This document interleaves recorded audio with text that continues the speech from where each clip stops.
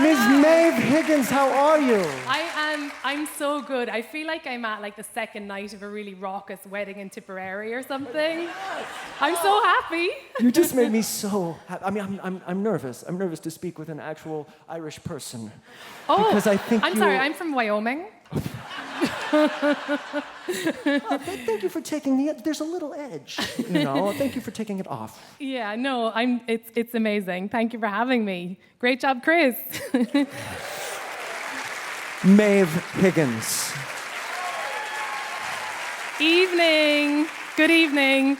What a great welcome to St. Paul. I have never been here before, so I went to the tourist office. Yeah, what a city. The catchphrase is the most livable city in America. And I love that. It's so modest. It's not like the best city or like the most dangerous city. It's just like, you can come and live here. We welcome you. I love it. I live in New York City, which is the least livable city in America. I mean, I make it work. It's okay. I share an apartment. I share it with a lot of rats and dreams.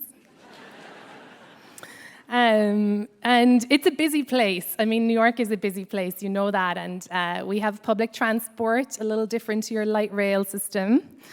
Somebody decided to, I don't know which genius thought of it. They were like, I know, what can make these people more anxious? Let us put them under the ground in tunnels and make them all sneeze at the same time.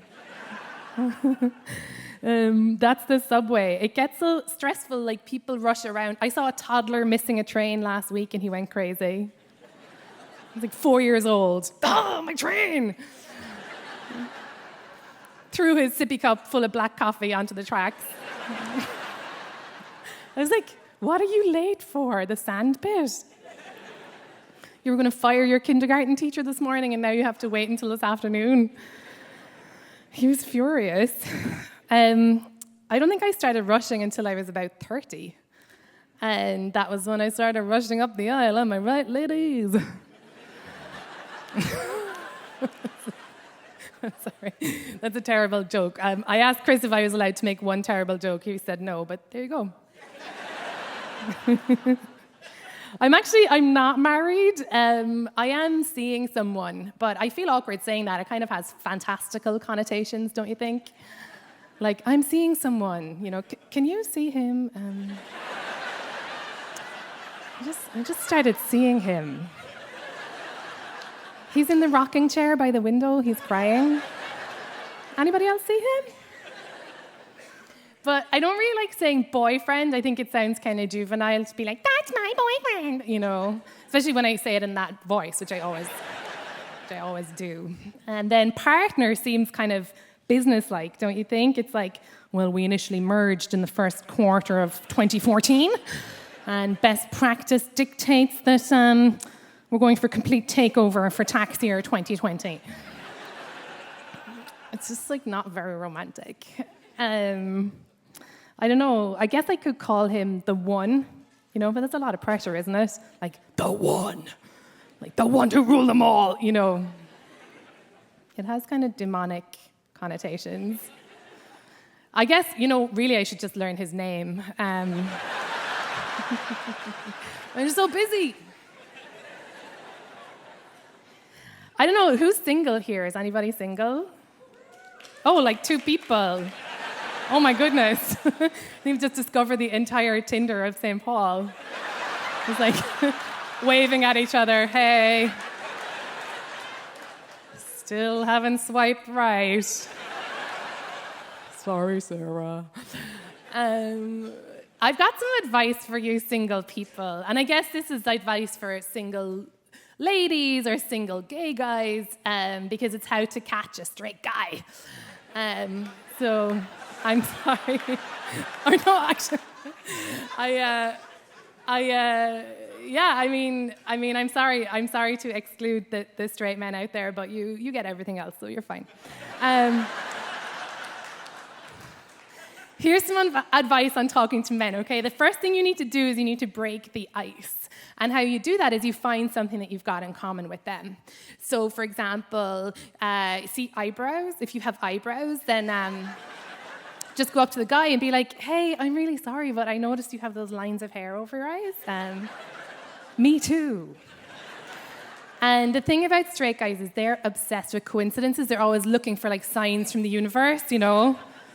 If they hear the same song twice on the radio, they're like, I should ask her out. You know, that's the way they are. Believe me, I know. So they will be shocked and they'll be thrilled that you have eyebrows too. And their second favorite thing after coincidences is commitment. Men love commitment. And so what you should do is, if you see a honey that you like, and he has tattoos, you know tattoos? The art from prison? The art that you put in the expensive art that you put in your body from prison. Yeah. If he has tattoos, what you do is you take photos of those tattoos, okay? Surreptitiously. Then you run to your nearest tattoo parlor, you get the exact same tattoos. Then you go back to where you saw him. That's why I would advise from experience, if it's on a bus, like don't bother. You won't find him again. But say it was in like a coffee shop. Do you have Starbucks? We have this little mom and pop place called Starbucks in Ireland. Say you've seen him in a coffee shop. Go back to where you found him and then just like reach across me. I'm just getting the soy milk, whatever it is. And let him see the tattoo that you just got. So clear off the kind of plastic wrap and the dried blood and make sure that it's legible, and he will be so shocked. He'll be like, oh my God, that's my mom. Yeah. And then you play it cool, okay? Just be like, what? This is just like a tired old lady with some numbers under her head. He will be bowled over.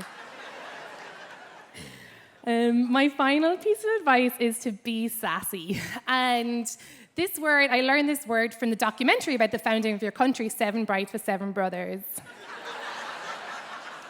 Howard Keel sings so beautifully in that. He says, he gives a kind of a checklist of what he wants in a woman. Heavenly eyes and also to be sassy. So the first thing, heavenly eyes. How do you get them? Well, smoky eyes, basically. You know smoky eyes? It's different than the smoker's eye. Smoker's eyes are kind of red and roomy and they're always like darting around looking for a light. Like, not long left. But a smoky eye is different. It's like you just like sat up in bed and then like went back to bed. It's like a smoky eye. Irresistible.